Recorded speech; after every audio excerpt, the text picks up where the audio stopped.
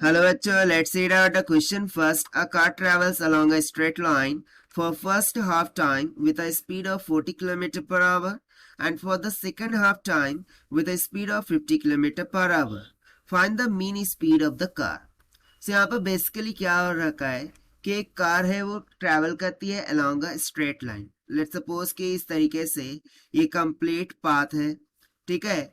सो ये complete path में एक कार क्या करती है, इस इनिशियल पोजीशन से स्टार्ट करती है, ट्रैवल करती है half part of this distance with a velocity of 40 kilometre per hour, और जो रिमेनिंग हाफ पार्ट है उसको वो कवर कर रही है 50 किलोमीटर पर आवर से.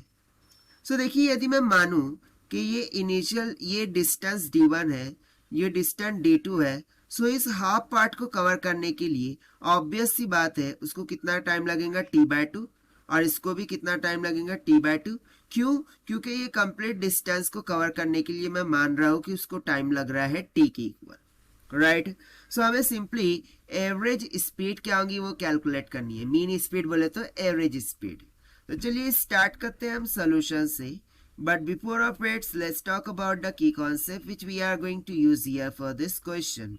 सो देखिए, जब कभी हम बात करते हैं स्पीड की, ठीक है, so speed is equal to क्या होता है, डिस्टेंस अपॉन टाइम. ठीक है, जो भी डिस्टेंस कवर कर रही होंगी बॉडी वो divided by the total time. So भाई इसी कॉन्सेप्ट का हम यहाँ पर यूज करने वाले हैं.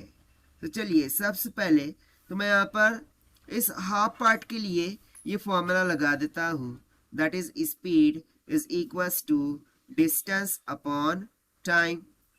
ठीक है, सो यहाँ पर देखिए फर्स्ट पार्ट के लिए और ये second part. So first part के लिए स्पीड कितनी है 40. This will be equals to distance cover कर रहा है d1 डिवाइडेड बाय टाइम कितना लग रहा है t/2. सो यहाँ से d1 will comes out to be 2 2 ज़ा 4 यानी कि ये हो जाएगा 20 ऑफ t के बराबर, राइट है. ये 20 ऑफ t मीटर के बराबर आ गया. सिमिलरली मैं सेकंड पार्ट के लिए भी फॉर्मूला लगा दूं, कंसेप्चुअल फॉर्मूला. सो क्या आ जाएगा, speed is equals to distance upon time. So यहाँ पर स्पीड कितनी दे रखी है 50, डिस्टेंस हो रखा है t2 डिवाइडेड बाय टाइम कितना है t/2.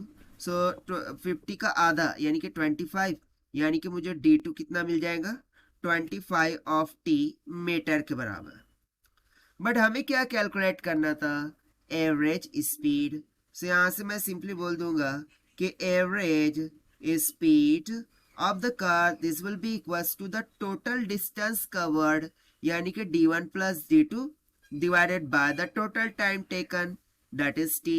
So this will be equals to d1 कितना दे रखा है 20t प्लस d2 हमने कैलकुलेट कर रखा है 25t डिवाइडेड बाय क्या होगा t on either side will cancel out and finally we will get the average speed will be equals to 20 plus 25 will be how much, that is 45 kilometre per hour.